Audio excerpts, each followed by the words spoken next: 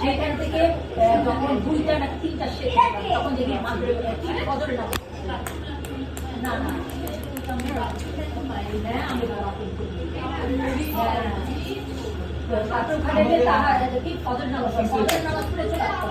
আমাদের অফিসে দেখি সকালবেলা যেত নামাজ পড়া জোহর পর্যন্ত বসে থেকে ওই হুজুরের সামনে গিয়ে নামাজ পড়তো। আমি তো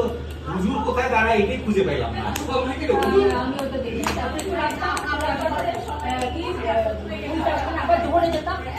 আবার জোহরে যেতাম, জোহরে গিয়ে আবার এসে করতাম,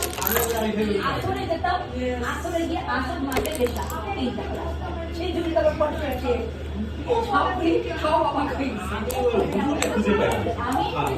আমি যখন আমি যখন উঠে গেলাম যে জায়গায় সেই সময়